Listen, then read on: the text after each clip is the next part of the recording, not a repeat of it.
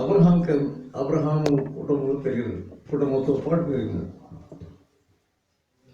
అబ్రహాము మనకు తెలిసినట్లుగా అతడు దేవునికి స్నేహితుడు. అయినప్పటికీ అబ్రహాము ఏ రీతిగా దేవుని ఆశీర్వాదం కింద ఉన్నాడో అతడు అలా లేడు. ఈ లోతు అలా లేడు.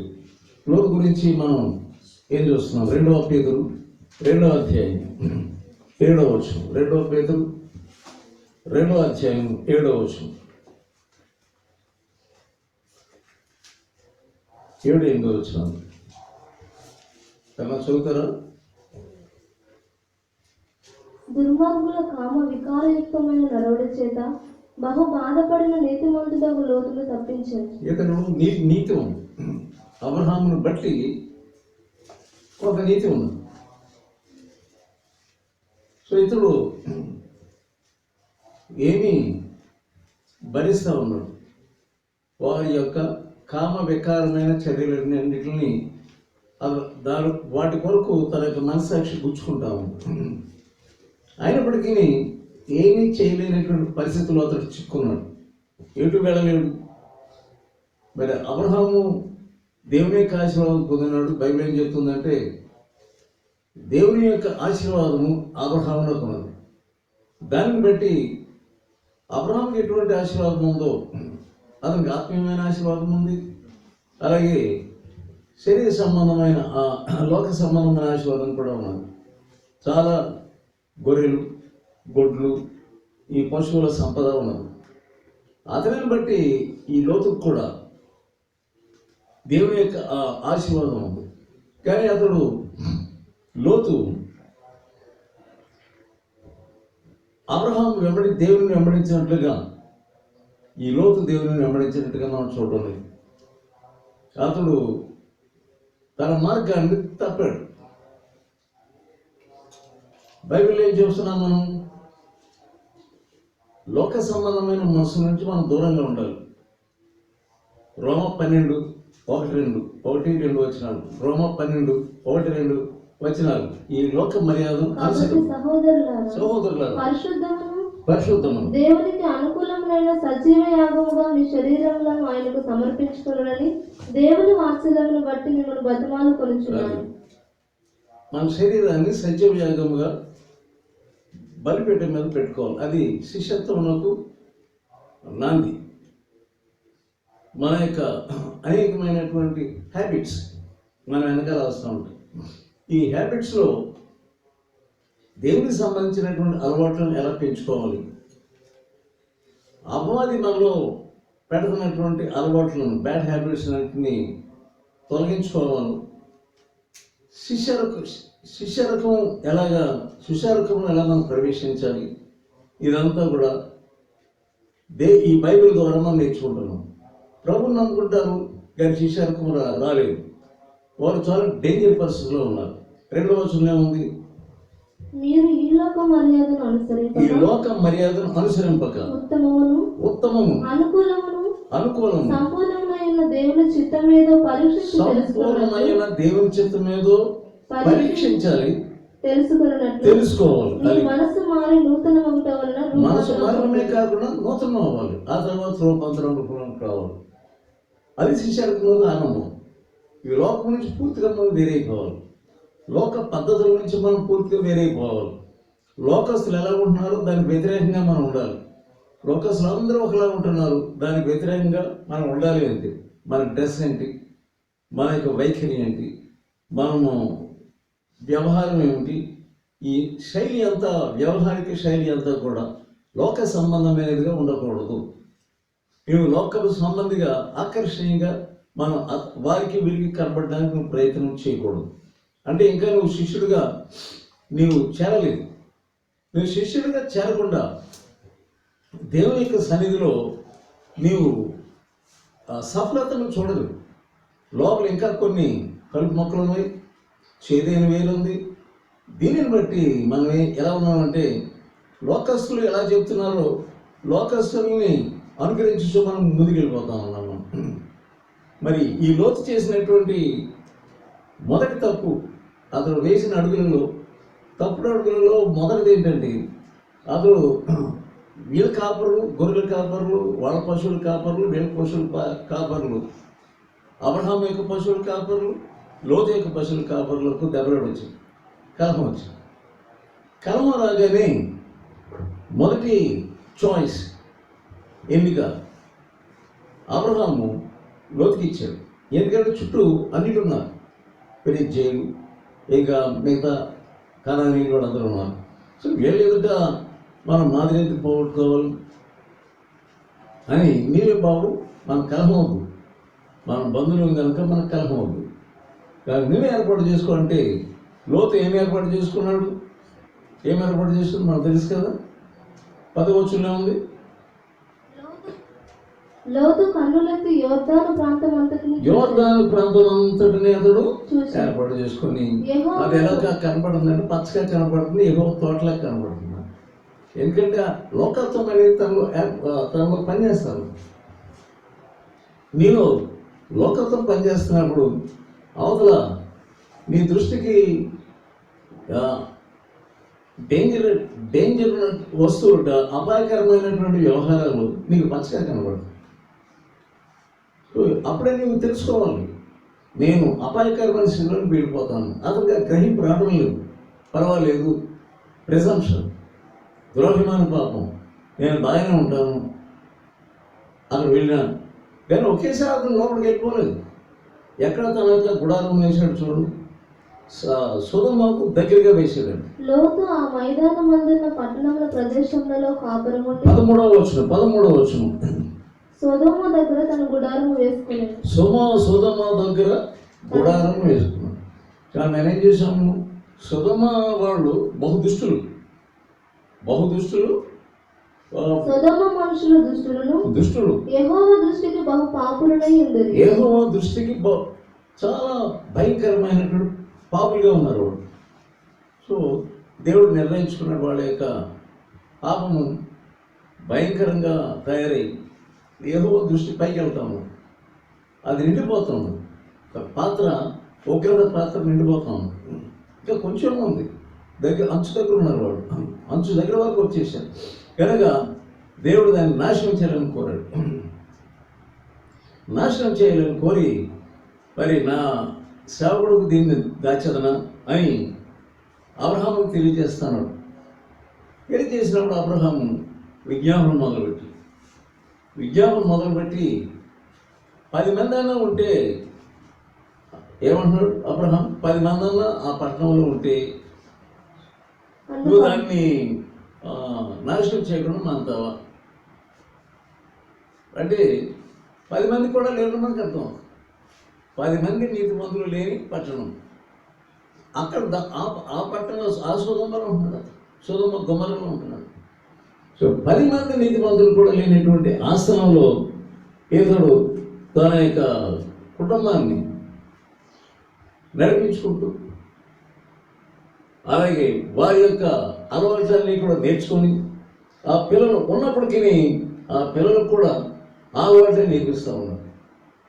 సో 19వ అధ్యాయం మనకు వస్తే 1వ వచనం ఏం చూస్తున్నామంటే దేవదూతలు గమనించాక ఆ సాయంకాలం ముందు ఆ ఇద్దరు దేవదూతలు దేవదూతలు పంపించాక దేవుడు లోతు సొదొమ గవిని యొద్ద కూర్చుని ఉండేది. అది లోతు ఎక్కడ కూర్చొని దేవదూతలు వచ్చినప్పటికి సొదొమ గవిని యొద్ద కూర్చొని అక్కడ కూర్చున్నాడు. దేవదూతలు వచ్చినప్పుడు లోతు సొదొమ గవిని యొద్ద కూర్చొని చూడించి అతడికి దేవుని సొంతలో కూర్చొని అవ్వట్లేదు. ఎప్పుడూ కూడా రాత్రి మగలు బిజినెస్ అలాగే తీర్పు తీరుస్తూ ఉన్నాడు. సో తన ఇష్టం వచ్చినట్టుగా ఉంటున్నాడే కానీ దేవుని ఆత్మకు అనుకూలంగా లేడు. సో వాడు వచ్చినప్పుడు అకస్మాత్తుగా తెలిసింది వీరు దేవదూతలు అని తెలిసి ఏమన్నారంటే, ఇలాగా మీరు వచ్చి మా ఇంట్లో ఈ రాత్రి గడపండి, అలాగే మార్నింగే మీరు లేచి వెళ్ళిపోవచ్చు, రాత్రి గడపండి, మార్నింగ్ మీరు వెళ్ళిపోవచ్చు అని అంటే వాళ్ళు ఏమన్నారంటే, బాబు ఇక్కడ మేము ఉండలేము, ఎందుకంటే ఎంత దుస్థితిలో ఉందో చూడండి, మేము అసలు ఉండము, ఈ నడి వీధిలో మేము కరెక్ట్ ఈ రాత్రి ఉంటాం, నడివీధులు. లోతు యొక్క ఇల్లు ఎలా ఉందన్నమాట? లోతు యొక్క ఇల్లు ఎలా ఉంది? వీధి కంటే కూడా అధ్వానంగా ఉంది. వీధే బెస్ట్, వీధే బెటర్ లోతు యొక్క ఇల్లు కంటే. అంత భయంకరమైన చీకటి ఆ లోతు ఇంట్లో ఉన్నది. ఎలా తయారైన చూడండి. అతనికి అసలు భక్తి తెలియదా అని కాదు. అబ్రహాం ఇంట్లో పెరిగినోడు కనుక భార్యకి తెలుసు, పిల్లలకు తెలుసు. ఎంత భక్తి తెలిసినటువంటి వాడు అయినప్పటికీ అతడు ఎంత గురితనంలో చేరిపోయాడంటే దేవదూతలు ఇంట్లోకి అడుగు పెట్టలేనంత దుస్థితిలోకి దిగిపోయాడు. సహోదరుగా సహోదరి, ఒకవేళ మీ ఇంట్లో కొంత భక్తి నువ్వు నేర్చుకోవచ్చు, మీ అమ్మ వల్ల నేర్చుకోవచ్చు, మీ బంధువుల వల్ల నేర్చుకోవచ్చు, లేకుంటే చర్చిలో నువ్వు నేర్చుకోవచ్చు. కానీ ఎటువంటి దుస్థితిలోకి వెళ్ళిపోతున్నావు ఒకసారి గమనించు. లోతు ఎంత గుడ్డివాడైపోయాడంటే, అయ్యో నా ఇల్లు, ఆ మాటకి అతనికి ఎలా ఉండాలంటే చెప్పదెబ్బలా ఉన్నాయి మాటలు. నడివీధిలోనే ఉంటాం కానీ మీ ఇంట్లో రాము. ఎందుకంటే అంత చీకటి ఆ ఇంట్లో, అంత దుస్థితి ఉన్నది. దేవుని దూతలు ప్రవేశించే స్థితిలో లేనలేదు. సో లోతు యొక్క కళ్ళు తెరిస్తామని వచ్చినా ఏమాత్రం కూడా అతనికి బుద్ధి అనేది, దేవదూతలు వచ్చారా బాబు అంటే అయ్యగారు మా పరిస్థితి ఎలా ఉందని అనడానికి బదులుగా అతడు ఎలా ఉన్నాడంటే దేవుడు మేలు చేయడానికి ప్రయత్నం చేసినప్పటికీ ఏమాత్రం కూడా ఆ మేలు పొందనటువంటి స్థితిలో ఉన్నాడు. సో వీళ్ళందరూ కూడా ఈ రాత్రి ఆ మొత్తం మీద అతడు ఏం చేశాడంటే ఆ దేవదూతల్ని ఒత్తిడి చేశాడు. చూడండి ఏమవుతుంది, బహుగా ఒత్తిడి చేశాడు. మిక్కిలి బలం ఉంది. అయ్యా రండి, చేతి పట్టేసుకొని కాలు పట్టేసుకొని మిక్కిలి బలవంతం చేసి రావని బతిమాలుతా ఉన్నాడు. రైట్. వారు అతని తట్టు తిరిగి అతని ఇంట ప్రవేశించింది. అతడు వారికి విందు చేసి పొంగలి రొట్టెలు కాల్చగా వారు భోజనం చేశారు. రైట్. ఈ లోపల ఏమవుతుందంటే పండుకొని పోయే లోపల ఇల్లు ఆ ఇంటి చుట్టూ వచ్చేసారంట ఆ ఊరు వాళ్ళందరూ. ఎవరెవరు వచ్చారనుంది? బాలురు వచ్చారంట. ఎవరెవరు వచ్చారు? 4వ వచనం, బాలురు, వృద్ధులను, ప్రజలందరూ బాలురు వృద్ధులు, వాళ్ళకు కామేచ్ఛగలిగిన వారు. ఇదో పెద్ద దెయ్యం. కామేచ్ఛ అనేది చాలా దెయ్యం. అది పట్టుకుంటే ఇక ఏమీ చూడవు అసలు. ఎంత భయంకరమైనటువంటి పిచ్చివాళ్ళు అయిపోయినటువంటి బాలురు, పెద్దమాడు, చివరికి వృద్ధులు కూడా కామేచ్ఛతో మేపబడి ఆ దేవదూతలతో పాపం చేయడానికి పరిధికి వచ్చేసారు. వీళ్ళేదో ఇంకా బాగా అందంగా ఉన్నారు అన్నట్లుగా వచ్చేసారు. అసలు ఈ కామేచ్ఛతో నిలబడితే ఎంత గురిటి వాళ్ళు అయిపోతారంటే మనుషులు చాలా గురిటి వారు అయిపోయారు. సో వాళ్ళని అంత భయంకరులను ఏమని పిలుస్తున్నాడు చూడండి. 5వ వచనంలో ఏమని పిలుస్తున్నాడు అతడు? లోతుని పిలిచి, ఈ రాత్రి నీ యొద్దకు వచ్చిన మనుషులు ఎక్కడ? మేము వారిని కూడినట్లు మా యొద్దకు వాళ్ళని బయట తీసుకొని రా అతనితో చెప్తున్నప్పుడు వీళ్ళు లోతు ఏమంటున్నట్టు వాళ్ళని ఏమని పిలుస్తున్నాడు? లోతు వాళ్ళను అన్నలారా అని పిలుస్తున్నాడు. అంతేనా? అయ్యారా అన్నలారా. ఎవరు అన్నలారా అంటున్నాడు? వ్యభిచారానికి సిద్ధమైపోయి ఈ వీళ్ళతో దేవతలతో పాపం చేస్తానికి సిద్ధమైపోయినటువంటి మూర్ఖులను అన్నాడా? ఏమన్నాడు? ఎన్నిసార్లు అన్నా అన్నా అన్నా ఎవరెవరు అన్నా? నీ స్నేహితుడు ఎవరు? వాళ్ళు మా ఫ్రెండ్ అండి. ఎక్కడికి వెళ్ళామయ్యా అంటే మా ఫ్రెండ్తో పాటు వెళ్ళాము. మరి నేను నా ఫ్రెండ్ కలిసి పనికి వెళ్ళాము. వాళ్ళు ఏం మాట్లాడుకుంటారు? అన్నా అన్నా ఎలా జరిగింది? ఓ అన్నా. ఎంత భయంకరం. కొన్నిసార్లు మా ఫ్రెండ్ అండి అంటూ ఉంటారు. మూర్ఖుడిని తీసుకొచ్చి పాపంలో బ్రతికేటటువంటి మూర్ఖుడిని, విచక్షణ లేనటువంటి మూర్ఖుడిని, జంతువులాగా ప్రవర్తించే మూర్ఖుడిని ఎలా పిలుస్తారంటే అన్నా అన్నా ఒకసారి రా, మా ఇంటికి రా. ఎంత దుష్టత్వం పట్టుకుంటుంది మనుషులు. ఎంత గుడ్డివాడైపోయాడు లోతు. అబ్రహాంతో కలిసి చక్కగా ప్రార్థన చేసుకోవడానికి బదులుగా అబ్రహాం పొందుకున్నటువంటి ఆ అనుభవాలు, దేవునితో అనుభవాలను పంచుకోవడానికి బదులుగా వాటితో ఆ విషయాలు మాట్లాడడానికి బదులుగా అబ్రహాంతో కలిసి మోకరించి ఆ పట్టణం వైపు అబ్రహాం చూస్తున్నప్పుడు ఎదురు కూడా నాకు కనబడట్లేదు, నీకు కనబడుతుందా అని, నీ ఏం కనబడుతున్నా చెప్పు అని ఎలా సంభాషించుకోవడానికి బదులుగా చాలామంది ఆ మూర్ఖత్వంలో ఉండాలని ప్రయత్నం చేస్తారు. అతని నుండి విడుదల వేరే పోవడమే చాలా భయంకరమైన పరిస్థితి. 1వ కీర్తన మనం ఏం చూస్తున్నాము? దుష్టుల ఆలోచన చెప్పుల నడుక, పాపుల మార్గమున నిలువక, అపహాసుకులు కూర్చున్న చోటను కూర్చుండక. చూడండి, అబ్రహామేమో దేవుని దగ్గర వాగ్దానం పొందటం, దేవుని దగ్గర అనుభవాలు పొందటం, దేవుడు చెప్పిన మాటను వినడం, ఈ చేస్తుంటే ఇతడు దుష్టులతో కలిసి కూర్చోవడం, అభాషలతో కూర్చోవడం, ఇక వాళ్ళ యొక్క కార్యక్రమాల్లో అన్యాచారంలో పాల్పొందటం, వాళ్ళ యొక్క పిచ్చి చేష్టలను ఎక్కడ చూసినా సరే ఎటువంటి పిచ్చి చేష్టలు వస్తున్నారంటే, పనికి వెళ్ళినా కానీ ఏం మాటలు మాట్లాడుకుంటారు? పనిలో మీరు ఆయా పనులు వెళ్తున్నారు, పట్టుబాట్లకి వెళ్తున్నారు, ఏదో వెళ్తున్నారు, రకరకాల పనులు వెళ్తున్నారు. అక్కడ ఉన్నటువంటి ఆడవాళ్ళు ఏంటి, మగవాళ్ళు ఏంటి, మాట్లాడుకునే మాటలేంటి? వాడు బాగున్నాడు కదా, రైట్, రేపు సరే మన ఏర్పాటు చేసేస్తాను, నీకు ఎందుకు మెలకుండా, ఈ మాటలు మాట్లాడుకుంటారు. ఈ మాటలు కదా వారి మధ్య నీ మూర్ఖుడు అక్కడ ఉన్నావంటే ఎంత బుద్ధి లేని వాడు, ఎంత గురిని వాడు, ఏం మాట్లాడుతున్నాను? నువ్వు వినే మాటలేంటి? వాళ్ళ దగ్గర నుంచి వచ్చే మాటలు ఈ మాటలే కావాలి కొంతమంది. నువ్వు జంతువుగా పుట్టవలసినటువంటి మనిషివా? నువ్వు మనిషివా జంతువు?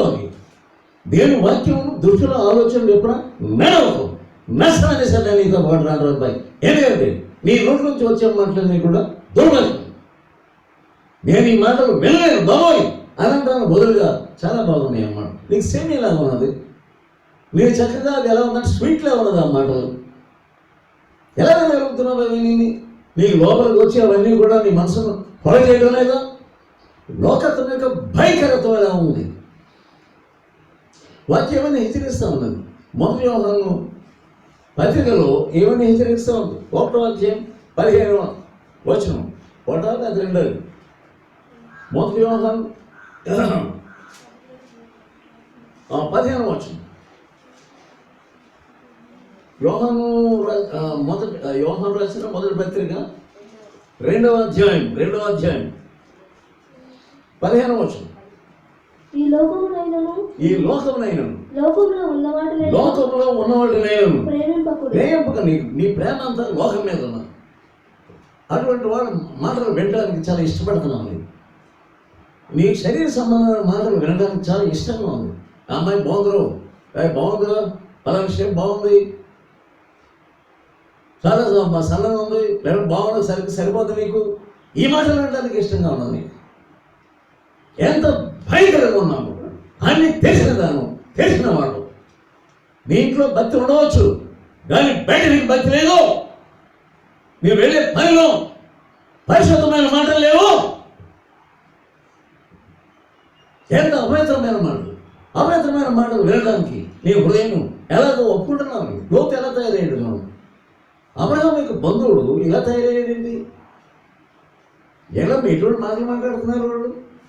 వాళ్ళని కొనడానికి వచ్చినటువంటి వాళ్ళు బాలురు, అలాగే వృద్ధులు, పిశాచాలు బాగా బలంగా వాళ్ళు పట్టివేసి కన్ను మిన్ను తెలియకుండా జంతువుల వల్ల ప్రవర్తిస్తున్నటువంటి వాళ్ళను ఏమన్నాడంటే, అన్నదారా నువ్వు ప్రతిన వేసి నువ్వు వీళ్ళతో స్నేహం చేస్తున్నావు, అటు ఇటు వెళ్తున్నావు, వాళ్ళతో ఏమన్నావు? అన్న అలా కాదు, అన్న ఎలా కాదు, మనం ఎలా చేద్దాం, ఈ బిజినెస్ స్టార్ట్ చేద్దాం, ఆ బిజినెస్ స్టార్ట్ చేద్దాం.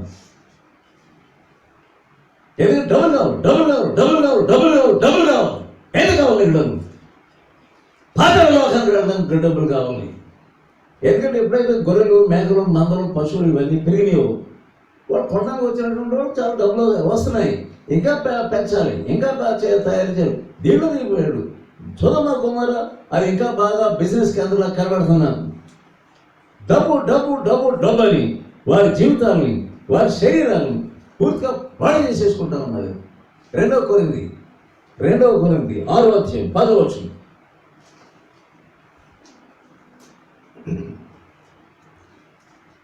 2 కొరింథీ 6:10 14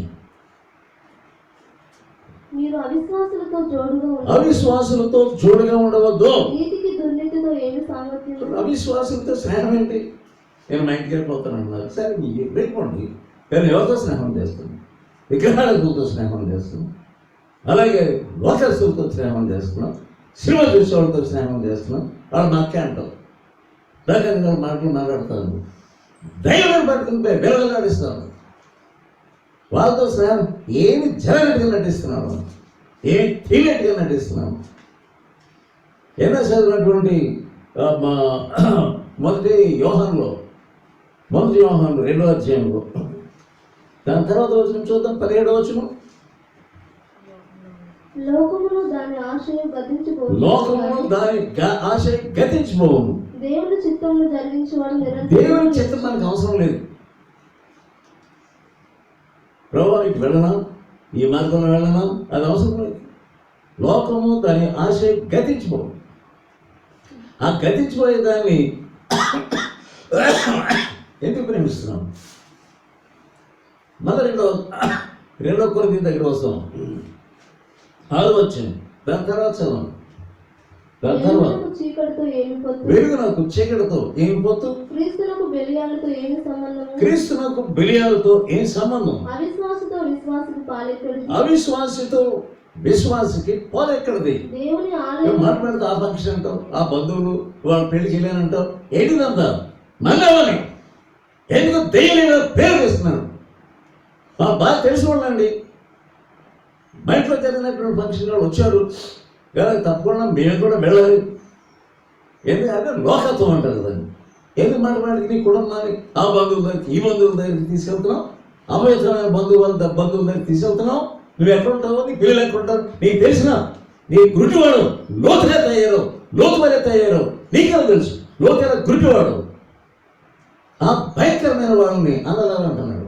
అటువంటి బుద్ధి లేని వాడు లేదా నువ్వు తయారైన తర్వాత నీకేం తెలుసు? నీ పిల్లలు ఎక్కడ ఉంటారో నీకేం తెలుసు? నీ భార్య ఎక్కడ ఉంటుందో నీకేం తెలుసు? భయంగానే కలుస్తా. ఈ వాక్యం అంటే నీవు క్రైస్తవుడు అయితే బాగు జాగ్రత్తగా వాక్యం విను. ఏదైనా ఫంక్షన్కి ఎగబడుతున్నా వాళ్ళేమనుకుంటారు, వీళ్ళేమనుకుంటారు, జీవితాలు నాశనం చేసుకుంటారు. నేను ఎవరొస్తున్నాను మీ పిల్లల్ని, వాడు ఎదుగుతున్నారు, ఆ పిల్లల్ని తీసుకుని వెళ్ళి వాళ్ళు వీళ్ళు ఏం చేస్తున్నారు తెలియకుండా, కన్ను నిన్ను తెలియకుండా, వాళ్ళకి పరిశుద్ధత నేర్పించకుండా ఏం చేస్తున్నావు? నీవే ఒక జంతువు అయి కూర్చుంటే వాళ్ళు చిన్న జంతువులుగా చేస్తున్నావు. ఏమాత్రం మెలకు లేదు, జ్ఞానం లేదు. సోదరులారా, ఈ వాక్యాలు వింటున్నప్పుడు మీరు కొద్దిగానే మార్చుకోకపోతే వెళ్ళదు. చాలామంది వాక్యాలు వింటున్నారు, వారు మార్చుకుంటున్నారు. వారు కన్నీటితో ఫోన్ చేస్తున్నారు, అయ్యో మా కుటుంబం ఎలా ఉంది, మా పిల్లలు ఎలా ఉన్నారు, మా పిల్లలు మా మాట వినట్లేదు అని ఫోన్ చేస్తున్నవారు. మేము ఇక్కడ ప్రార్థన చేసి వాళ్ళకి కౌన్సిలింగ్ ఇచ్చినప్పుడు ఆ ఓపికతో పరీక్ష బుక్ వాళ్ళకి ఇచ్చి ఇది చదువుకోండి అన్నప్పుడు వాడు మార్గాలు మార్చుకుంటున్నారు. ఏమన్నారంటే మేము ఇప్పుడు మార్గాలు మార్చుకుంటున్నాం. పెద్ద చర్చ వెళ్తున్నాం కానీ మాకు ఈ విషయాలు ఎవరు చెప్పలేదు. ఈ దినాల్లో ఎక్కడ గుర్తు చూసిన పవిత్రత కనబడుతుంది. ఎక్కడికి వెళ్ళినా, ఏ ఇంటికి వెళ్ళినా నీ కనులు జంతు కనులతో నువ్వు వాళ్ళని వీళ్ళని చూస్తున్నప్పుడు నీ హృదయం నిండా మురికితో ఉన్నప్పుడు ఎప్పుడు 24 గంటల మురికే పనిచేస్తుంది. 24 గంటలు ఈ యొక్క అభద్రత పనిచేస్తుంది. ఎవరు వాయు వరుస లేదు, పెద్ద చిన్న లేదు. జంతువు ఎలాగా జంతువులు కలుసుకోవడానికి ఎగబడతావు, అలా ఎగబడుతున్నావు. ఎంతకాలం ఇలా మార్చుకుంటూ ఉంటావు. వాళ్ళు ప్రార్థన చేసుకుంటుంటే కొంతకాలానికి వారు బ్రతుకులు మారుతున్నారు. ఇప్పుడేమంటారంటే అయ్యా ఇప్పుడు మా పిల్లలు మా మాట వింటున్నారు. ఎలా వింటున్నారు? నీ ముందు దేవుని మాట విను, అప్పుడు నీ పిల్లల మాట వింటారు. ఇప్పుడు బాగానే ఉంటారు, చిన్న చిన్న పిల్లలుగా ఉంటారు. దాని పాపం ప్రవేశించిన తర్వాత నీకు చేత కాదు, నీవు మర్యాద పెట్టుకొని నీవు సావాల్సి ఉంటుంది. వాళ్ళు చేసే కార్యం ఉండదు. నువ్వు అనుకుంటున్నావు మా పిల్లల్లో పాపం లేదు, మా పిల్లలు చిన్నవాడు అని ఉంటారు. ఇక్కడ బాగురే ఏర్పడుతున్నారు పాపాన్ని. చాలామంది ఏమంటారు, మావాడు చిన్నవాడండి, వాడు చాలా మంచివాడండి, ఇప్పుడు ఎలా వాక్యం చెప్పేస్తున్నాడో అని చెప్తూ ఉంటాడు. కానీ పిల్లలు మారు మనసు పొంది వాడు ఏం చెప్పాడు, అయ్యా మేము ఇటువంటి ఎలా పడ్డాను పిల్లలంటే మా అమ్మ నాన్న మా ఇంట్లో లేరు, నాకు ఈ పాపకి ఛాన్స్ దొరికింది, 12, 13, 14 సంవత్సరాలు ఒప్పుకున్నప్పుడు ఒప్పుకోలేవని, ఇదిగో ఈ పాపంలో పడ్డాను, ఈ పలానా కుర్రవాడు ఇంట్లోకి రాగానే ఈ పాపంలో పడిపోయాను నేను, నీకేం చెప్తాను అనుకుంటున్నాను? భయం ఉందా నీకు? అసలు తెలియదు ఉన్నాయి నీకు. వాక్యం నీ శిష్యులకు నేర్చుకోవాలంటే వాక్యం ఉన్నట్లుగా చదువు నేర్పించు. అసలు తండ్రిగా నువ్వేం చేయాలి? క్రైస్తవ తండ్రి అయితే నువ్వు ఏం చేయాలి? వాళ్ళకి ప్రతిదినం మోకరింపు చేసి వాళ్ళకి వాక్యం నేర్పించాలి. ద్వితీయోపదేశకాండంలో మనం ఏం చేస్తున్నాం? 11 అధ్యాయంలో 6 అధ్యాయంలో ఏం చేస్తున్నాం అంటే వాళ్ళకి ఈ ధర్మశాస్త్ర గ్రంథమును ప్రతి దినము వాళ్ళకి నేర్పించాలని ఉంది. పిల్లలుగా ఉన్నప్పుడే వారికి నేర్పించాలని ఉంది. ఇంకా సామెతల్లో ఉంది, వాడు బాలుడిగా ఉన్నప్పటికీ వాడికి ఈ భక్తిని నేర్పించు, వాక్యాన్ని నేర్పించు, ధర్మశాస్త్రం నేర్పించు. వాడు పెద్దవాడు అయినప్పుడు దానిని మర్చిపోకూడదు. నువ్వు ఎప్పుడైనా నీ కుటుంబాలను చేసావా? భార్య పిల్లలతో కలిసి ఎప్పుడైనా కుటుంబాలను చేసావా? వాళ్ళకు వాక్యం చదివించావా? నీవు ఏ తండ్రివి? నీవు జంతువుని, నీ తండ్రివి కాదు. నువ్వు ఒక కిరాతుడు ఉంది. నీ పిల్లలు చాపుకునేటువంటి వాడు ఉంది. ఎందుకంటే ఏ కుటుంబంలో అయితే కుటుంబారాధన లేదు. ఒక పిశాచుల పేరు పిల్లలేంటి, తండ్రి ఏంటి, తల్లి ఏంటి, ఎవరైనా ఇష్టం దయ్యం తాడిస్తూ ఉంటాయి. నీ కుటుంబంలో కుటుంబారాధన లేదు. పాట పాడుకోవడం లేదు, ప్రార్థన చేసుకోవడం అనేది లేదు, కలిసి వాక్యం చదువుకోవడం అనేది లేదు. నేను ఒక ఆవులు గేదెలు నివసించేటటువంటి పరమశాల, గేదెలు షెడ్ అనేది, లేకపోతే నేను కుటుంబమా? క్రైస్తవ కుటుంబం అంటే ఎలా ఉండాలి? లేవగానే బయటకు తీయాలి, లేవగానే పాట పాడుకోవాలి, నువ్వు ముందు వంట ప్రార్థన చేసుకోవాలి, ఆ తర్వాత కుటుంబారాధన చేయాలి. ఈ క్రమశిక్షణ లేనటువంటి కుటుంబం ఆ దయ్యంతో ఉన్నదండి. ఏ సినిమా పిచ్చాక నీకు బాగా ఉంది. ఆ సినిమాను చూసి కామంతో నిండిపోవడం, జంతువు వల్ల ప్రవర్తించు. ఇంతే నీకు రోజు రాత్రి బాడు ఈ యొక్క కామ క్రీడలతో ఈ కాలక్షేమం చేస్తూ నీ సమయం అంతా కూడా ఖర్చు పెట్టేస్తున్నావు. ఆకర్షణ దగ్గరికి వచ్చేసినప్పుడు అప్పుడు అకస్మాత్ గెలుస్తావు, అయ్యో నేను లోతు వరకు తగ్గిపోయాను, నా పిల్లలు పాడు చేసుకున్నాను అని ఏడబోతున్నావా? నువ్వు ఎంతకాలం ఎలా ఉంటావు? ఎక్కువ టీవీ చూడండి, కానీ ఏదో కొద్దిగా చూస్తానంటే. కొంతమంది టీవీ చూస్తారంట, ఏదో జోకులు చూస్తారంట, ఆహాహా ఓహో అని నవ్వేటప్పుడు ఆ జోకులు చూస్తారు. కొంతమంది ఏమో డ్యాన్సులు చూస్తారు, కొంతమంది ఏమో కొద్దిగా ఒక 5 నిమిషాలు చూస్తారు. పెద్దంతా చూడదంటే ఏంటి దాని అర్థం? సినిమా చూడడానికి అలవాటు అయిపోయింది నీకు. ఏమో ఈ కామ సంబంధమైన సినిమాలు ఇవన్నీ ఫ్రీగా సెల్లో వచ్చేస్తున్నాయి. డబ్బులు పెట్టి ఒక 500 పెట్టి నువ్వు సినిమాకి వెళ్ళవసరం లేదు, 1000 రూపాయలు పెట్టి సినిమాకి వెళ్ళవసరం లేదు. ఎవరో బాధకాలం 500, 1000 రూపాయలు గరీబ్ ఫ్రీ. ఒక సెల్ కొనుక్కుంటే ఫ్రీ, ఎన్నైనా అయ్యే పరిస్థితులు చేస్తాను. నీకు ఎంత కావాలో రాత్రి అంతా చూసుకోవచ్చు. ఎంతకాలం నువ్వు పాడు చేసుకుంటావు, ఎంతకాలం నీ బలాన్ని నీవు పాడు చేసుకుంటూ ఉంటావు. సోదరుడు ఆయన పరిశుద్ధుడు కనుక నీవు పరిశుద్ధుడని బైబిల్ ఏముందంటే, నేను పరిశుద్ధుడని కనుక మీరును పరిశుద్ధులై ఉండాలి. ఈ పెరుగులాటలో బయట తీసిరావా అంటే ఈయన అనదారా ఈయన దౌర్భాగ్యుడు బతిమాలతాడు. వాళ్ళు బతిమాలతాడు అంటే అసలు నువ్వు వెళ్ళి అక్కడ కూర్చున్నావు, అక్కడికి వెళ్ళి కూర్చొని వాళ్ళు బతిమాలతాడు అంటే నువ్వు. ఈ లోతు ఎంత చీకటి మనిషి అయిపోయాడు. ఏ తర్వాత ఏం చూస్తున్నాం? 17వ వచనం వాళ్ళ పెరుగులాటలో ఆ దూతలు వారిని వెలుపలికి తీసుకుని వచ్చిన తరువాత వాళ్ళు ఈ వీళ్ళు ఏం చేయాలనుకుంటున్నారంటే ఈ లోతుని చివరికి చంపేయాలనుకుంటున్నారు. వీడెవడన్నా మాకు తీర్పలకి వచ్చి మా మీద పెత్తనం చేస్తున్నారు అంటున్నారు. వాళ్ళు చివరికి వాళ్ళు లోతుని చంపేయాలనుకుంటున్నారు. లోతును చంపేసి వాళ్ళ ఇష్టాలు తీర్చుకోవాలనుకుంటున్నారు. 19వ వచనం, నా ప్రాణము రక్షించడం వలన నీవు నా ఎడల ఇక్కడ ఏం చేశారంటే ఈ దూతలు బయటికి లాగేశారు. ఎప్పుడు లాగేశారు? ఇంకా అగ్ని కురవబోతుంది అనే సమయంలో బయటికి లాగేసి వీళ్ళకి ఒక వార్నింగ్ ఇచ్చారు. ఏ వార్నింగ్ ఇచ్చారు?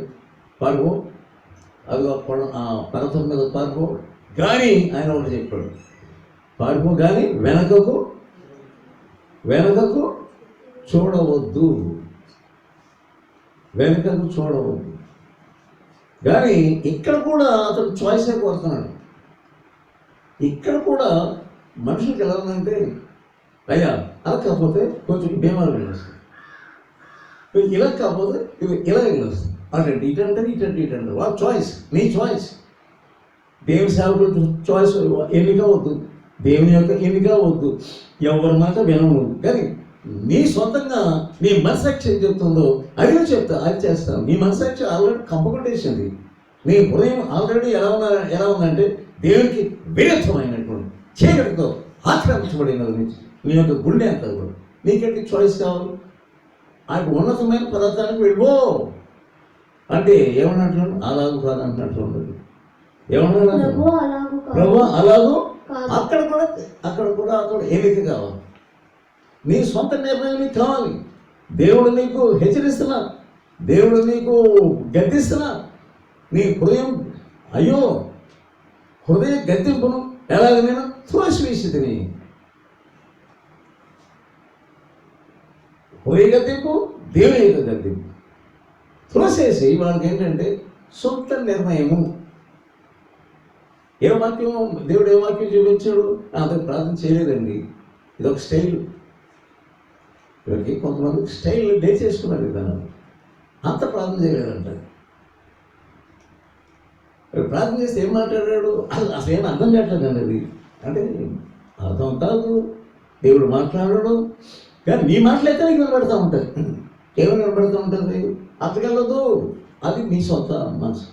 ఏదో ఎక్కడికి వెళ్తాను, ఏది సులువు ఆ పద్ధతి కావాలి మనిషి అంటే ఎవరు సులువు పద్ధతి కోరుకునేవాడు. బాబాయ్ పర్వతం ఎక్కాలంటే కష్టం, చెమట కార్చాలి. ఎక్కడం వల్ల ఎక్కడం సులభమా? ఎదుగున్నటువంటి గ్రామంలోకి వెళ్ళిన సులభమా? ఎక్కడం కష్టం. కనుక కష్టమైన భక్తి నీకు వద్దు, సినిమా లేని భక్తి నీకు వద్దు, ఖైదీ లేని భక్తి నీకు వద్దు. నీవు నోట్పడి తయారయ్యేవాడు. ఎంత కాలం ఎలా ఉంటుంది? లోకెలా కుటుంబాన్ని పాటు చేసుకుంటున్నాడు, ఆడపిల్లలను పాటు చేసుకుంటున్నాడు. పెళ్లి కాని పిల్లలు, పెళ్లి కాని అల్లుడు కూడా ఉన్నారంటే ఎలా దౌర్భాగ్య మనిషిలో దిగాడు చూడాలి. ఆడపిల్లలను ఏమాత్రంలో సరిగ్గా పెంచలేకపోయాడు. బెచ్చలవిడైనటువంటి ఆడపిల్లలను కన్నాడండి. వాళ్ళని గద్దించి దేవతలు వచ్చారు, మనం పరిగెత్తిపోతాం అని చెప్పలేనటువంటి దౌర్భాగ్యంగా ఉన్నాడు. తన ఇంటిని కాపాడడానికి దేవుడు దేవతలను పంపిస్తే దేవతలు చెప్పిన మాటలకు ఏ మాత్రం కూడా వాళ్ళు విలువ ఇవ్వట్లేదు, ఆ అల్లుడు కూడా విలువ ఇవ్వట్లేదు. ఇంట్లో కూడా ఉన్న ఇద్దరు వాళ్ళు కూడా విలువ ఇవ్వట్లేదు. కుటుంబం ఎలా తయారైంది? కేవలం వాళ్ళు చేసిన తప్పేంటి? దేవుని సేవకుడి దగ్గర నుంచి దూరం అయ్యారు.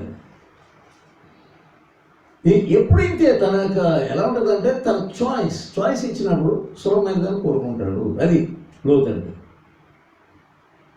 ప్రభా నాకు చాయిస్ వద్దు, మీరేం చెప్తే అది చేస్తాను. మీరు పర్వతం ఎక్కమంటారా? నేను ఎక్కలేకపోయినా సరే ఎక్కుతాను, చెమట కాల్చిన ఎక్కుతాను, కాళ్ళు లాగేసిన ఎక్కుతాను. ఎంత నేను భయంకరమైన కష్టాన్ని అనుభవించవలసి వచ్చినప్పటికీ ఎక్కుతాను. అలా లేదు మనవాడికి. అలా కాదు ప్రభా, ఎంత చొరవ. దేవతలు వచ్చి తన ఇంట్లో భోజనం చేసినందు వలన, నీ ఇంట్లో దేవుడి సేవ గురించి భోజనం చేసినందు వలన నీకు ఎంత చొరవ అంటే నీ ఇష్టం. అది కాదు ప్రభా, ఇది కాదు ప్రభా, అది దేవతలతో సులువుగా మాట్లాడుతున్నాడు అతను. అలా వద్దు, ఇలా అంటే అందుకని తక్కువ అంచనా. ఈ దేవుడు ఏ అంచనా వేస్తున్నాడో నీకు అది వద్దు.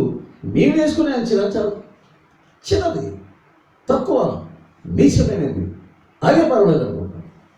అలా కాదు ప్రభు, ఈ సోయర్ అనే గ్రామం దీనిలో వెళ్తామని అంటున్నాడు. అంత చొరవ ఎందుకు నీకు? దేవుడు అంటే, దేవుని సేవకులు అంటే అంత చొరవ నీకు ఎందుకు? ఇక్కడికి వెళ్తాను, అక్కడికి వెళ్తాను. ఆ సోయర్ సరే సోయర్ గ్రామంలో మరీ ఇంకేమన్నాడంటే అక్కడ కూడా వద్దు, ఇది గుహలోకి వెళ్దాం. గుహ అంటే ఏంటి? ఒకడే ఎవరో చీకటి ఉంటుంది అంతే గుహ. సోదరులారా, మీ నిర్ణయాలు, మీ సొంత నిర్ణయాలు నీకు ఎలా కనబడతాయి? మీ సొంత నిర్ణయాలు ఒకరికి సరిగా కనబడే మార్గం కలదు. చూడండి ఎక్కడ ఉంది సామెతల గ్రంథం, ఒకరికి సరిగా కనబడే మార్గం కలదు.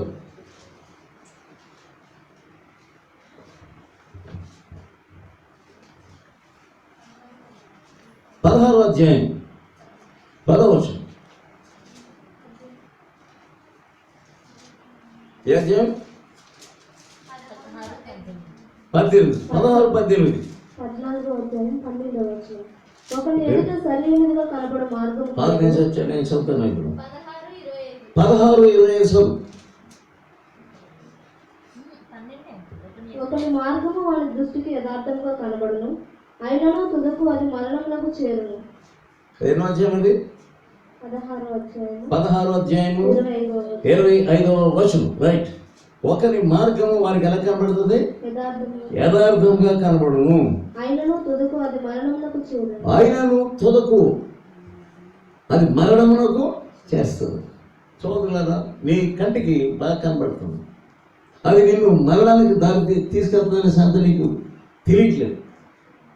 సో వీళ్ళు ఎక్కడ నివసించారు? చివరికి ఈ గుహ జీవితం అనేది ఎక్కడ తీసుకెళ్ళింది? 31వ వచనం చూడండి.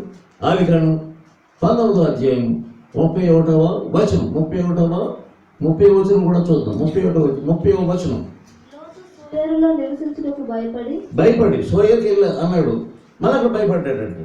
ఇద్దరు కుమార్తెలతో పాటు ఎక్కడికి వెళ్ళాడు? సోయరు నుండి పోయి ఆ పర్వతమందు నివసించాడు.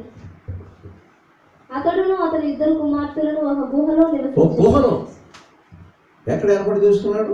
ఏదో సొంత ఏర్పాట్లు. పర్వతం మీదకి వెళ్ళిపోయాడు, బాగుంటుంది అని అంటే గుహలోకి వెళ్ళారంట. ఇక్కడ ఈ గుహలో వీళ్ళకి ఈ బ్రాంతి షాపులు దొరకవు. అక్కడ మందుబాబులకి మందులు అక్కడ.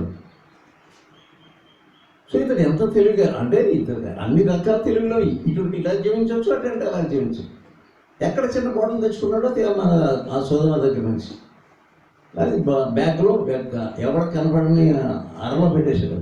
అనుకుంటాడు నేను పెడుతున్నటువంటి లిక్కర్ బాటిల్, ఈ మందు బాటిల్ ఎవడో తెలియదు అనుకుంటున్నాడు. కానీ పట్టేసింది, చిన్న పట్టేసింది. ఇక్కడ ఏదో ఉన్నట్టు ఉందని లోతు బయట ఉన్నట్టు పట్టేసింది. ఇదేమిటో బాబు, ఇది మిఠాయి ప్యాకెట్ అని చూస్తే ఏంటది అర్థమన్నది. ఎంత చక్కగా తెచ్చుకున్నాడు చూడు. ఇద్దరు ప్లాన్ వేసుకున్నారంటే ఇద్దరు. ఎటువంటి కుమార్తెలు చూడండి, వీళ్ళు ఎక్కడ నివసిస్తావో అక్కడ వారు అలవాట్లు పట్టుకుంటారు.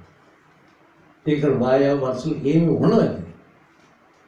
అతనికి ఏమీ తెలియకుండా ఉండడానికి నెమ్మదిగా త్యాగం మంచినీళ్ళు కలిపి త్యాగం చేశారు, లేదా త్యాగం చేశారు. మొత్తం అతను ఎలాగెలా ఇది వాసన కూడా తెలియకుండా ఉన్నాడు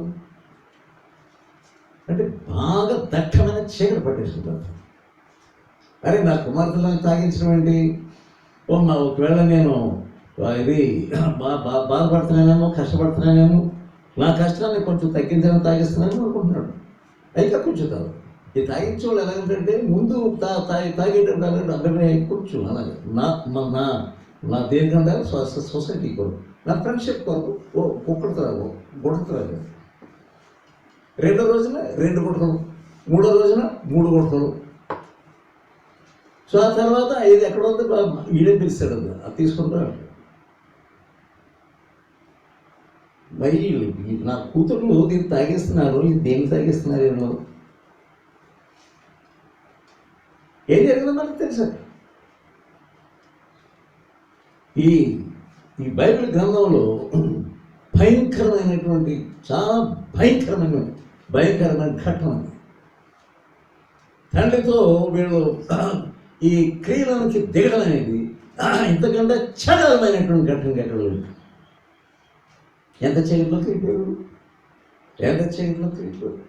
ఎన్నిసార్లు కొంతమంది వాక్యం ఎంత చెప్పినా నేను మొదలే కనబడతాను వాడికి ఎదుర్కొంటాను. వాడికి తెలివితేటలను ఎలా ఎలా అసలు మనం గమనించు. నీ తెలివితేటలతో నువ్వు పరలోకానికి వెళ్ళగలవు. ఇలా మారుతారని పిల్లలకి ఏమన్నా తెలుసా? తెలియదు. ముందే ఎన్ని గద్దెపిలిచినా సరే, ఎన్ని గద్దెపిలిచినా మాట వినవాడు. 29వ అధ్యాయం 1వ వచనం సామెతల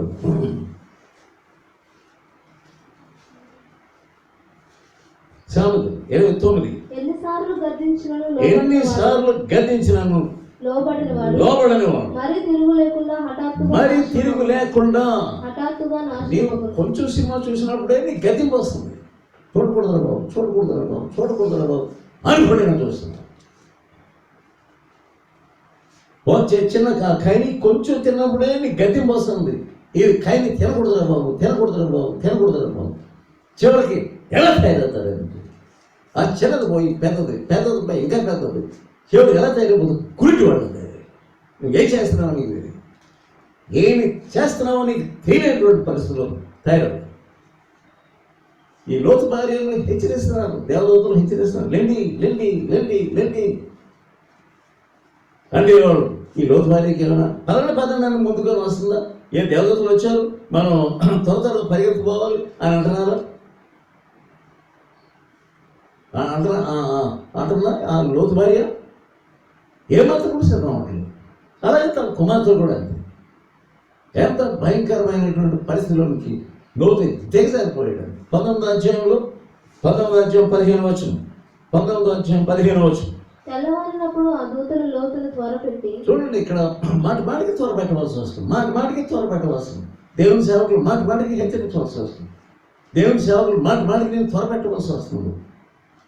త్వరగా మారు, త్వరగా మారు, త్వరగా మారు, త్వరగా మారు. ఎంతకాలంగా ఉంటావు, ఎంతకాలంగా అది లెక్కలేదు నీకు అసలు.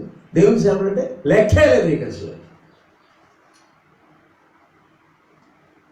త్వర పెట్టండి.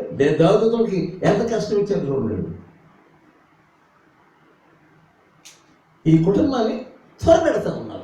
త్వరపెట్టి లేము ఈ ఊరి దోష శిక్షలో ఆ మాట కన్నా వాళ్ళు ఏమని కదా, ఈ ఊరి దోష శిక్షలో నువ్వు నశించిపోకుండాన్నట్లు నీ భార్యను, ఈ భార్యను ఇంకా ఇక్కడ ఉన్నా నీ ఇద్దరు కుమార్తెలను తీసుకొని రా అని చెప్తున్నా. అది తడవ చేసింది. అది అతని యొక్క బుద్ధి ఏంటంటే చూద్దాం రేపటి చూసి రేపటి బాగుంటుంది. ఈరోజు కాదు, రేపు ఇంకొక బొట్టలు వేసేసుకున్న తర్వాత అప్పుడు ఇంకొక కాయలు శుభ్రంగా వేసేసుకున్న తర్వాత అప్పుడు ఎంత గురిటి వాడు. సోదరుడి వాక్యం అంటున్నావు, జాగ్రత్త. కొంచెం పాపము, కొంచెం ఒక్క చచ్చిన ఏగ ఆ పరిమళ తైలం అంతా కూడా పాడు చేయాలి. కొంచెం సినిమా, కొంచెం బోట్లే, కొంచెం కని, కొంచెం మురికి బొమ్మే, కొంచెం అనేది నేను ఎక్కడ తీసుకెళ్తుంది? పూర్తిగా జంతువులాగా నేను మార్చే వరకు కూడా నేను వదలడమే లేదు. 26వ వచనం. అయితే లోతు భార్య అతని వెనుక నుండి తిరిగి చూచి లోతు భార్య హెచ్చరిక చేశారు, చేయలేదా? 17వ వచనం చూడండి, ఇన్స్ట్రక్షన్ ఏంటో. 17వ వచనం. ఆ దూతలు వారిని వెలుపలికి తీసుకుని వచ్చిన తరువాత ఆయన నీ ప్రాణమును దక్కించుకుని ఆఖరిగా హెచ్చరిక. ఈ కుటుంబము ప్రతిసారి కూడా ఇదిగోలో పడతారు, ఇదిగో ఇంకా కొంచెం మేమంతా బాగిపోతాం. మీరంతా ఆడుకోకండి, మీరంతా పిచ్చోడేం కాదు, మీరంతా భయంకరుడేమో కాదు, మీరంతా పరిమాణమేమో కాదు. ఆయన కొంచెమే అయిపోయింది, నేను వచ్చేస్తాను. ఎప్పటి నుంచి ఇలా బతిమాలడం ఆతో పట్టుకుంది? ప్రతీది కూడా లేండి త్వర పెడుతున్నప్పుడు తిని రావలేదు. నీవంటే లోకం నుంచి దేవుని సందులోకి రావడానికి మాటికి త్వరపెట్టాలి, మాటికి హెచ్చరించాలి, మాటికి నెట్టాలి. ఏది భక్తి? ఎంత కాలం భక్తి నువ్వు చేస్తూ ఉంటాను, నీ భక్తి అనుకుంటున్నాను. ఈ ఒక్కరోజే ఒక కొడుకు తాగేసి రేపు నుంచి మానేస్తాను. ఏది దెయ్యం లోపడిపోతున్నాం, సాధారణ బయలుపోతున్నాం.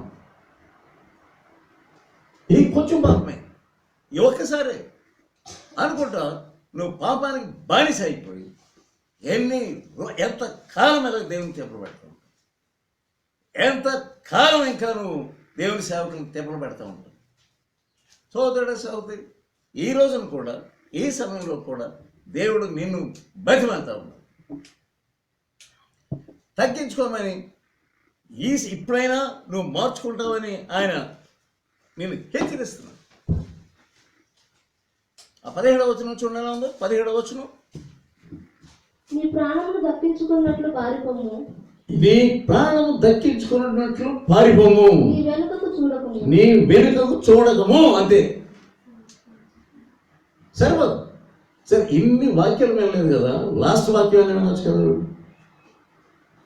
ఇన్ని స్వార్థ్యం పెడుతున్నా. అక్కడ అబ్రహాము తనకే ఛాన్స్ ఇచ్చినప్పుడు, చాయిస్ ఇచ్చినప్పుడు, సరే నేను ఎన్నిక చేసుకోలేదు, నాకు లోకమే కావాలి, దేవుని సేవకుడితో సంబంధం నాకు అవసరం లేదన్నారు. అక్కడి నుంచి స్టార్ట్ అయింది. ప్రతిదీ కూడా నాశనంగా కోరుకుంటున్నాడు, అంతే, నాశనంగా కోరుకుంటున్నాడు. చూడాలి వాళ్ళకు పారిపోము, వెనకలు చూడకము. 30వ వచనంలో అంటే ఏమైతే ఉప్పిస్తాము ఆయన ఈ కూతురు కుమార్తెల గురించి చూద్దాం. 30వ వచనం, లోతు సోయరులో నివసించుటకు భయపడి తన ఇద్దరు కుమార్తెలతో కూడా సోయరు నుండి పోయి ఆ పర్వతమందు నివసించాడు. అతడును అతని ఇద్దరు కుమార్తెలను ఒక గుహలో నివసించింది. చూడండి, వీళ్ళు ఎందుకు బతికారు? కూతుర్లు ఈమెమో శిల్పం అయిపోయి ఉప్పుస్తంభం అయిపోయి, వీళ్ళు కూడా ఉప్పుస్తంభం అయిపోవచ్చు కదా.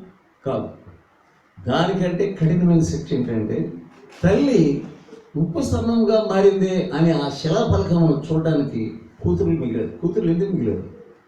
చూసుకొని నీ తల్లి చూసుకొని తల్లి ఎటువంటిదో, నీ బ్రతినంతకాలం ఆ శిలను చూడలేదే, అందుకే మేము బ్రతికిస్తున్నాను.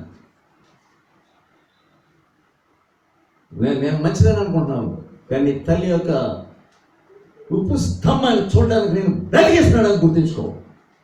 దానికంటే నీ బ్రతుకు అంతకంటే విశిష్టమైనది ఇంకోటి ఏది లేదు, విచారకరమైన సంఘటన ఇంకోటి ఏది లేదు. నీ తల్లి ఎలా ఉన్నదో చూసుకోవడానికి నేను బ్రతికించాడు. ఎందుకు బ్రతికించాడు అనుకున్నాను? నేను బ్రతికిపోయాను ఏంటి సరదాగా ఉండడానికి బ్రతికిపోయేదా? వీళ్ళిద్దరూ ఎందుకు బ్రతికారంటే చూడలేనటువంటి ఎవరు తన తల్లులలో అవుతాం చూడలేరు. తల్లి బలహీనరాలైతే, తల్లి పాపాన్ని నేర్చుకున్నదైతే, తన యొక్క స్తంభాన్ని చూపించడానికి పిల్లలు బ్రతికిస్తారు. నీ పిల్లలు ఎందుకు బ్రతుకుతున్నారు అనుకుంటున్నాను? బుద్ధి లేని తండ్రి నీకు. వాటి తండ్రి ఇద్దరు కూతుర్లు అక్కడ రేవడం రోజు ప్రొద్దున్నే దాని మీద సూర్యరశ్మి పడగానే అయ్యో అయ్యో అయ్యో నా భార్య. ఆ పిల్లలు ఏమంటారంటే అయ్యో నా అమ్మ. దాని కొరకు బ్రతికినాడు. ఏమనుకుంటున్నావు? ఈ జడ్జ్మెంట్, ఈ యొక్క తీర్పు చూడటానికి వాళ్ళు బ్రతికారు. గుర్తించుకో, నా పిల్లలు బ్రతికిపోయేది అనుకుంటున్నాను. నీ పిల్లలు ఎందుకు బ్రతికారు నీకు చూపిస్తారు దేవుడు అనుకుంటున్నాను. నువ్వు దేవుడి కంటే జ్ఞానాలు ఏమనుకుంటున్నావు? దేవుని యొక్క తీర్పు నీ మీద వచ్చినప్పుడు నీవు సాధించలేవు. ఎక్కడో పాపలను బ్రతుకుదామని మనం లేవు. వీళ్ళిద్దరూ ఏం చేశారో మనకు తెలుసు. ఇద్దరు పిల్లలు పుట్టారంట. వీళ్ళు చేసిన ఘనకార్యం ఆ లోతుకి అర్థం కావట్లేదు. అంత చీకటి పట్టుకుంటుందా? అవును, అంత చీకటి పట్టుకుంటుంది. గ్రహింపలేని బుద్ధి లేని చీకటిని పట్టుకుంటుంది. ఒకరి పేరు మోయాబు అంట. చదవండి 38వ వచనం. వాడు ప్లాన్ అవసరం లేదు, కానీ వాళ్ళ పిల్లల పేరు, వాళ్ళిద్దరు పుట్టిన పిల్లల పేరు చదవండి. వారిలో పెద్దది కుమారుడు కని, పెద్దది కాదు, ఎన్నో వచనం అది? 37. వానికి మోయాబు అని పేరు. వాడికి మోయాబు. తర్వాత అతడు నేటి వరకు మోయాబీయులకు మూల పురుషుడయ్యాడు. చిన్నది కూడా కుమారుడు కని వానికి బెన్నమ్మి అని పేరు పెట్టాడు. అతడు నేటి వరకు అమ్మోనీయులకు వాడు మూల పురుషుడయ్యాడు. ఇద్దరు కూడా దేవుని సేవకులకు విరోధం, దేవుని బిడ్డలకు విరోధం కన్నారు వీళ్ళిద్దరు. లోతు యొక్క ఇన్ఫ్లుయెన్స్, తన యొక్క లోతు యొక్క ప్రభావం తన కుటుంబం మీద ఎంత భయంకరమైన భయంకరమైన ప్రభావం ఉన్నదో చూడండి. భయంకరమైన ప్రభావం. కానీ నీతిమంతుడేనా? నువ్వు నీతిమంతుడే కాదు, కానీ యొక్క ప్రభావం నీ పిల్లల మీద, నీ కుటుంబం మీద ఎంత ఉండదో చూసుకో. రోజు ఈ పాపం మాటలు వినలేక తన గుండెలు పైరపోతున్నా కానీ ఏకరణ సుధములను జీవించగలరు. నీవంతే పట్టుబడికి వెళ్తున్నాం, ఆ కార్యంకి వెళ్తున్నాం, పొలం పనికి వెళ్తున్నాం, వాళ్ళు మాట్లాడే మాటలు నీకు తెలుసు, వ్యభిచార క్రియలతో కూడా మాటలు మాట్లాడుతున్నాం, తెలిసి కూడా అక్కడికి వెళ్తున్నాం, బయలుదేరేవాడు ఎంతకాలం మీ ఆఫీసులో మాట్లాడుతున్న మాటలేంటి? నువ్వు ఎక్కడికి వెళ్తున్నావు? అల్లరి చిల్లర కామ పిశాచితో కూడినటువంటి ఈ మూలం అంతా కూడా నేను విని పిచ్చితనం అయిపోతుంది. నీకు అదే కావాలంటున్నాను. ఈ లోకం అంతా వెరితనంలో ఉంది. ఏకరం మేము నీతి మంత్రులు మాట్లాడుతున్నాను. నువ్వేలా ఉన్నావు? నీ యొక్క నీతి నీ కుటుంబంలో ఎవరైనా మార్చలేకపోతావు. ఈ ప్రేమ తగ్గించుకో, దేవుని శబ్దం తగ్గించుకో, నీ కుటుంబాన్ని మార్చుకో, నీ జీవితాన్ని నీవు మార్చుకో. ప్రార్థన చేసుకో.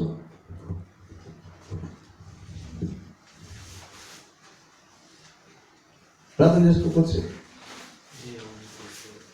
ప్రతి వాళ్ళు ప్రార్థన చేసుకో.